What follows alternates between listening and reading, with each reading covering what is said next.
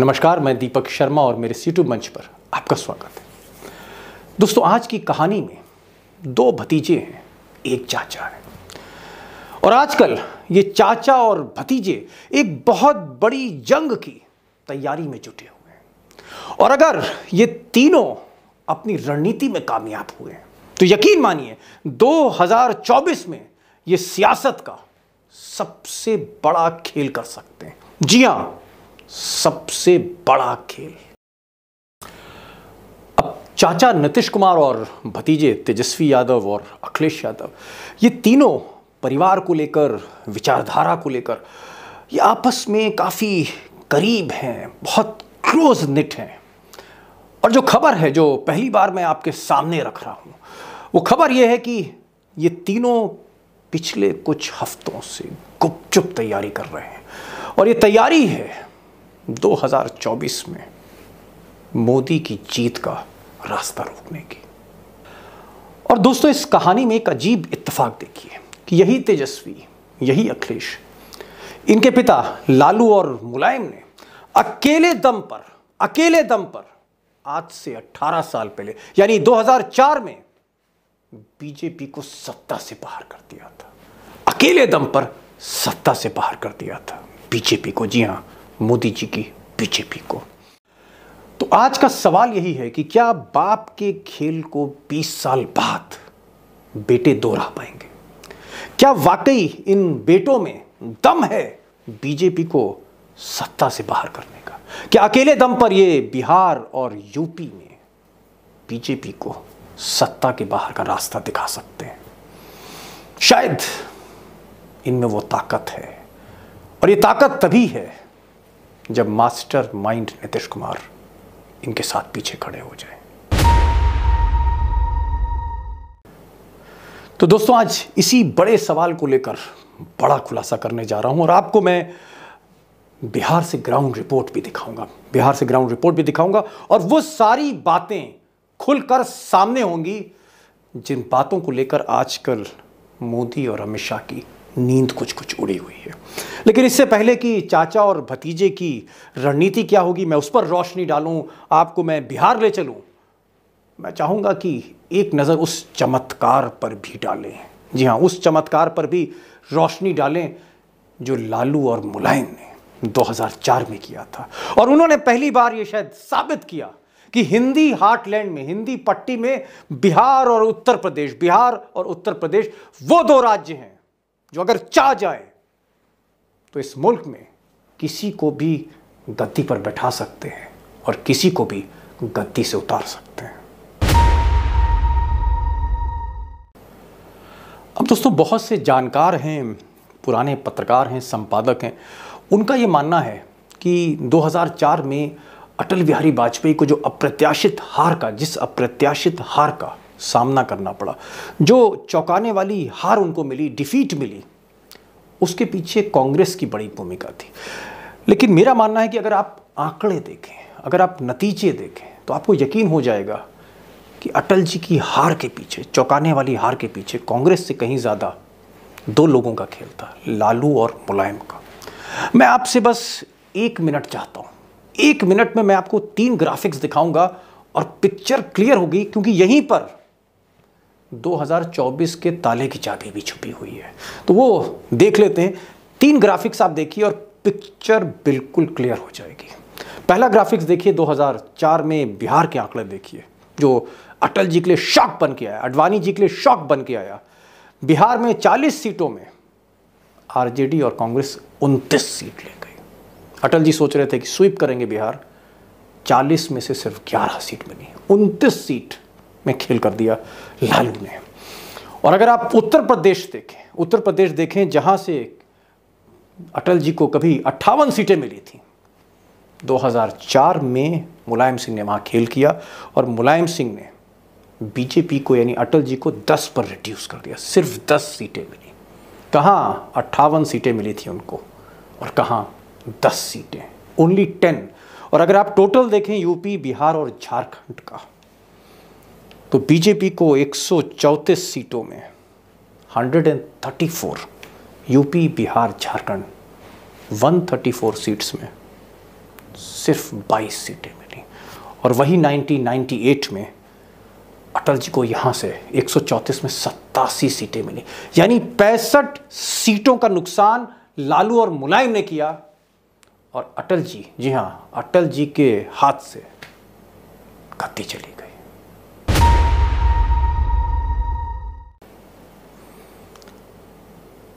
और दोस्तों, जो मोदी और अमित शाह का जो मैजिक फॉर्मूला था, जो उनका फोकस था 2014 से पहले या 2019 में भी, वो यूपी और बिहार था।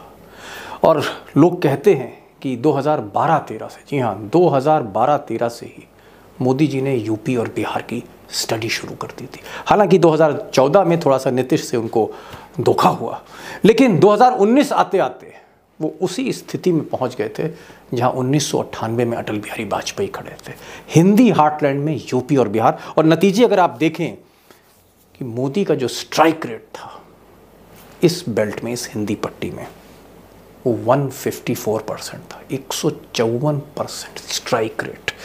और अगर आप देखें तो 134 में, अगर आप ग्राफिक में देखें, 134 सीटों में से 115 सीटें इसी बेल्ट से निकाली। 64 आप कह सकते हैं बीजेपी प्लस यूपी से ले गई। 40 में से 39 सीटें, जी हाँ, 40 में से 39, 40 में से 39 सीटें बिहार में, और झारखंड में 14 से 12। कंप्लीट स्वीप था। और इसी स्वीप को रोकने के लिए चाचा और भतीजे एक हो गए।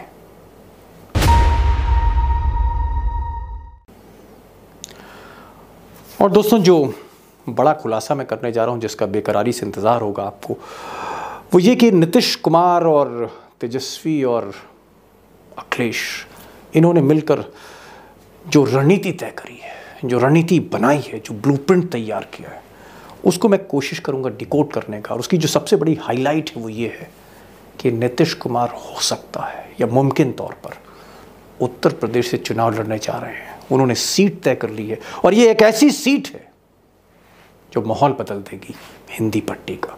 तो बिहार से भी नीतीश कुमार होंगे, उत्तर प्रदेश से भी मैदान में उतरेंगे, और इन सब के पीछे दो भतीजे, तेजस्वी और साथ में अखिलेश, और एक भतीजा और है, हेमंत सोरेन। जी हाँ, हेमंत सोरेन भी हैं जो झारखंड में बैकअप देंगे नीतीश को।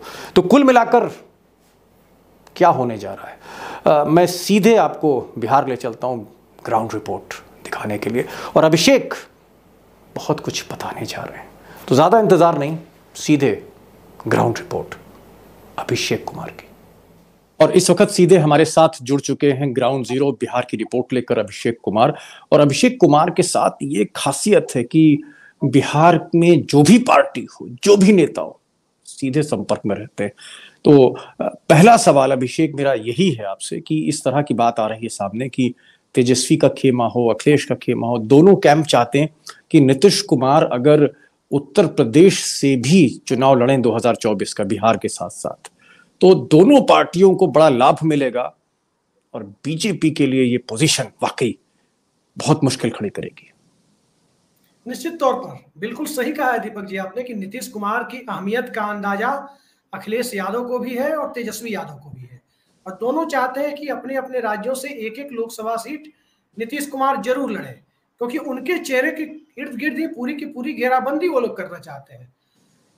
और इसके साथ साथ एक चीज मैं आपको और बोलूंगा कि आप अखिलेश यादव और तेजस्वी यादव का आकलन यदि करने बैठे हैं हम लोग, तो अखिलेश यादव तेजस्वी यादव को कहां से देखेंगे? हम वहां से देखेंगे जहां से पिछला विधानसभा चुनाव अखिलेश यादव बेहद कम मार्जिन से तकरीबन 5%, 5.5% वोट से हारे हैं। बिहार के मामले में आप देखें तो एनडीए का वोट बैंक, तब नीतीश कुमार एनडीए में थे, जो आखिरी विधानसभा चुनाव है, और जो महागठबंधन का वोट बैंक था, टोटल वोट को ऐड करें तो केवल 12,000 वोटों का अंतर था। आप अंदाजा लगा सकते हैं कि नीतीश कुमार की अहमियत इस मामले में कम से कम इस परिप्रेक्ष्य में कितनी ज्यादा हो जाती है। और नीतीश कुमार के साथ आने से 5% का क्राइटेरिया इधर भी फुलफिल हो रहा है, और बिहार में तो खैर काफी बड़ा हो रहा है। दूसरी चीज ये है कि अखिलेश यादव और तेजस्वी यादव को अपनी घेरेबंदी की शुरुआत कहां से करनी है, वो कौन सा वोटर है जिस पर इन्हें नजर रखने की जरूरत है, ये देखना बहुत दिलचस्प होगा। वो किसान आंदोलन से परेशान वोटर, किसान आंदोलन की वजह से जो परिस्थितियां पैदा हुई, किसानों को झेलना पड़ा, उससे परेशान वोटर, बेरोजगारी से परेशान वोटर, आप रेलवे एनटीपीसी का मामला देखिए, आप अग्निपथ का मामला देखिए, इन सब में आप देख चुके हैं कि कितनी बड़ी यूथ को क्राउड, जो चाहे वो जी। किसानों का अनरेस्ट हो या यूथ का अनरेस्ट हो, दोनों में आपने देखा होगा। तो ये सब ऐसी परिस्थितियां हैं जिसमें नीतीश कुमार बहुत ज्यादा महत्वपूर्ण हो जाते हैं। मैं एक सवाल ये करना चाह रहा था कि अगर हेमंत भी जुड़े हैं, अखिलेश भी हैं, तेजस्वी भी हैं, और इनको स्टीयर हेड कर रहे हैं नीतीश कुमार, एक सब में एक ट्यूनिंग है, तो आपको क्या लगता है कि वाकई क्या ये जो सफर है नरेंद्र मोदी का 2024 का, इसको रोका जा सकता है? देखिए, बिल्कुल आपने सही कहा है, खास करके झारखंड के परिप्रेक्ष्य में जो बात आपने कही है, और इन तीनों राज्यों को एक साथ ऐड करके जो आपने बात कही है, वो भी बिल्कुल सही है। झारखंड में नीतीश कुमार की अहमियत और उनके वोट बैंक की अहमियत काफी बड़ी है। भले ही वो अकेले चुनाव जीत पाने की स्थिति में ना हो, लेकिन किसी बड़े वोट बैंक के साथ जुड़ करके वो बहुत बड़ा वोट बैंक हो जाता है। और इन तीनों राज्यों को मिलाकर जो 134 सीटें हैं, 134 लोकसभा सीट्स, उनमें से भारतीय जनता पार्टी ने पिछली बार 101 सीटें अकेले जीती थी, और अलायंस के साथ यदि बात करें तो उनका आंकड़ा 120 तक पहुंचता है, 119 तक। अब आते हैं हम हेमंत सोरेन की कम से कम जो चुनावी व्यूह रचना है उसके आसपास। आपने जी। देखा होगा कि झारखंड में ऑपरेशन लोटस होते होते रह गया। जिस प्रकार से बंगाल में विधायक पकड़े गए कांग्रेस के, उनके साथ कथित तौर पे कैश बरामद हुआ, वो बात भी पब्लिक डोमेन में है। और आज की घटना मैं आपको बता देता हूं, पिछले जो 24 घंटे में हुआ है, कल शाम से आज तक झारखंड में अति पिछड़ी जातियों को 15% अतिरिक्त आरक्षण दिया गया है, और आरक्षण की सीमा बढ़कर अब 77% तक हो गई है। और यही वो तबका था जो हिंदुत्व की लाइन पर सबसे पहले भारतीय जनता पार्टी के वोट बैंक के साथ जुड़कर उनको 14 में 12 लोकसभा सीटें पिछले 2 बार से जितवा रहा था। आप समझ जी। सकते हैं इस वोट बैंक की कितनी बड़ी अहमियत है, और यही राजनीति नीतीश कुमार भी बिहार में करते रहे हैं। सवाल मेरा यह है, और मैं उस पर बहुत संक्षेप और जल्दी में जवाब चाहूंगा कि अगर नीतीश कुमार उत्तर प्रदेश से चुनाव लड़ते हैं तो क्या वो बनारस में मोदी को चैलेंज करेंगे? क्या वो लखनऊ से लड़ेंगे, राजनाथ के मुखालिफ लड़ेंगे, या फिर कोई वो जो कुर्मी बेल्ट है वो उनके जहन में है? तो ये जो आप कह सकते हैं जो कास्ट केमिस्ट्री होगी वो क्या होगी, कहां से लड़ सकते हैं, वो भी कुछ अगर इस पर कोई इनपुट हो आपके पास। 2 सीटों की चर्चा हो रही है। एक सीट है फूलपुर की सीट, जिसको लेकर कई लोग कह रहे हैं कि नीतीश कुमार वहां से लड़ सकते हैं, क्योंकि वहां इक्वेशन स्ट्रांग है, वो जवाहरलाल नेहरू की सीट रही है। लेकिन आज की तारीख में जवाहरलाल नेहरू की सीट से वो मैसेजिंग नहीं हो सकती है, क्योंकि कांग्रेस को मुकाबला नहीं देना है। उत्तर प्रदेश में कांग्रेस का मुकाबला नहीं करना है नीतीश जी। कुमार। मुकाबला उत्तर प्रदेश में नरेंद्र मोदी की उस आइडेंटिटी का करना है जो जब नरेंद्र मोदी गुजरात से बाहर निकलने के बाद जिसका इस्तेमाल करते हैं, मैं पिछड़ी जाति का हूं, वो यहां तक कहते हैं मैं नीची जाति का हूं, उनके मुंह से सुना गया है शब्द, और यूपी बिहार में घुसते ही उनका ये पेट वर्ड हो जाता है। तो उस मुकाबले के लिए कई लोग ये कह रहे हैं कि फतेहपुर की लोकसभा सीट जो है, जो सोशल इक्वेशन के लिहाज से भी उनके अनुकूल है। नीतीश कुमार के आने के बाद ये जो आप कह सकते हैं यादव के बाद एक जो कुर्मी है, एक बड़ा बैकवर्ड वोट है, जिसको रिप्रेजेंट कहीं ना कहीं केशव प्रसाद मौर्य करते हैं, इसको लेकर क्या कोई भाजपा के जो बैकवर्ड जो उसकी जो एक लॉबी है या बैकवर्ड जो बेस है, जो नया बेस बीजेपी का है, जीत का बेस जिसे आप कह सकते हैं, उसमें सेंधमारी हो पाएगी? देखिए, निश्चित तौर पर हो पाएगी। कई सारे सोशल साइंटिस्ट इस बात को कहते हैं, कास्ट पोलराइजेशन के लिए कोई एफर्ट लगाने की जरूरत नहीं होती, वो एक सिंबल के सहारे अपने आप खड़ा हो जाता है। तो ये तो निश्चित तौर पर 6-7% जो वोट है, मतलब यादव प्लस कुर्मी, इसका मतलब वो जो यादव प्लस कुर्मी का मतलब हुआ कि दो एक मेजॉरिटी बैकवर्ड क्लास आप कह सकते हैं साथ में होगी। और ये मुझे वो वही मंत्र याद आ रहा है जो बेनी प्रसाद वर्मा और मुलायम सिंह यादव का जो विनिंग कॉम्बिनेशन था बेनी मुलायम का, क्या ये दोहराया जा सकता है 2024 में? और अगर ये दोहराया गया तो निश्चित रूप से बीजेपी के लिए तो बड़ा मुश्किल हो जाएगा फिर। निश्चित तौर पर दोहराया जा सकता है, इसमें कोई अब आशंका नहीं दिख रही है। एक छोटा सा एग्जांपल मैं बेहद कम समय में आपके सामने रखना चाहूंगा। 2004 में आपने देखा होगा, उत्तर प्रदेश में मुलायम सिंह के गठबंधन ने तकरीबन 40 सीटें जीती। बेनी प्रसाद वर्मा उनके साथ हुआ करते थे, अजीत सिंह साथ हुआ करते थे, जिनके बेटे अब साथ हैं। 2009 भी आपके सामने है, जब बेनी प्रसाद वर्मा को सपा से निकाल दिया गया और उत्तर प्रदेश में 36 लोकसभा सीटों से सपा की जो अकेली संख्या थी वो घट के 21 पे आ गई थी। कांग्रेस पार्टी की सीटें बढ़ के 22 हो गई थी उत्तर प्रदेश में। बेनी प्रसाद वर्मा तब कांग्रेस में थे और ज्यादातर कुर्मी डोमिनेटेड सीटें, जहां कुर्मी मुसलमान का एक समीकरण बन रहा था, वो कांग्रेस पार्टी ने जीत ली थी। तो नीतीश कुमार की अहमियत का अंदाजा आप लगा सकते हैं कि जब पीएम का चेहरा घोषित करके चुनाव होगा या चुनावी सभाओं में उछाला जाएगा, तो किस प्रकार के सामाजिक समीकरण को आप देखने को हम लोगों को मिल सकता है। अब दोस्तों, आज के दौर में अपोजिशन को कामयाबी मिल रही हो, अपोजिशन यानी विपक्षी पार्टियों को सफलता मिल रही हो, और उस रास्ते में बीच में आकर अगर चाणक्य ना खड़े हो जाएं, वो अपना रोड़ा ना डालें, वो कांटे ना बिछाएं, तो फिर चाणक्य ही किया। तो ऐसा सुनने में आ रहा है, मैं कंफर्म नहीं हूं, लेकिन दिल्ली दरबार में इस बात की चर्चा है पिछले कुछ दिनों से कि चाणक्य जो हैं वो बिहार में तेज प्रताप और तेजस्वी की फाइलें खंगाल रहे हैं। कुछ फाइलें हेमंत सोरेन की खंगाली जा रही हैं और समाजवादियों को भी कहीं ना कहीं अपने घेरे में लेने की कोशिश हो रही है। और वही पुरानी कहानी, वही सीबीआई, ईडी और इनकम टैक्स। ऐसा सुनने में आ रहा है कि आईआरसीटीसी का जो केस है, जो लालू परिवार पे हुआ था, और एक केस जो लैंड फॉर जॉब स्कैम था जो सामने आया, जिसकी एफआईआर कुछ दिन पहले हुई है, इन केसेस को एक्सपेडाइट किया जा रहा है। एक्सपेडाइट से मेरा मतलब है रफ्तार दी जा रही है, और चाणक्य चाहते हैं कि आने वाले चंद महीनों में इस केस में घेराबंदी की जाए। बहरहाल, मुझे लगता है कि अपोजिशन ने भी, विपक्षी पार्टियों ने भी अब मन बना लिया है कि रोक सको तो रोक लो, जो करना है करो, कम वोट में। अब ईडी और सीबीआई और इनकम टैक्स से अगर घबराए तो जीवन में सब कुछ हार गए।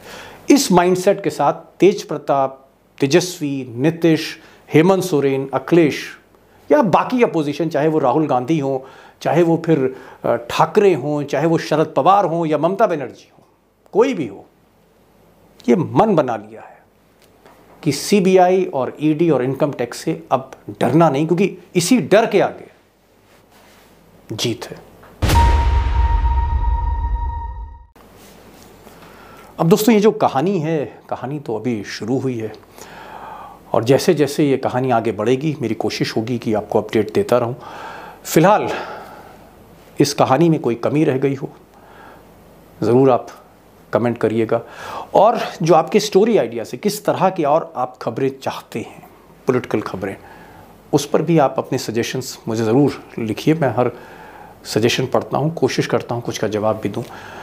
बहरहाल, आखिर में वही कहता हूँ कि इस वीडियो को ज़्यादा से ज़्यादा शेयर करिए, क्योंकि ये एक सीधे वोटर के पास ये कहानी जानी चाहिए, जो इस देश में 2024 में वोट डालेंगे, जो भविष्य तय करेंगे, मुस्तकबिल तय करेंगे इस देश का, उनके पास ये कहानी पहुंचनी चाहिए।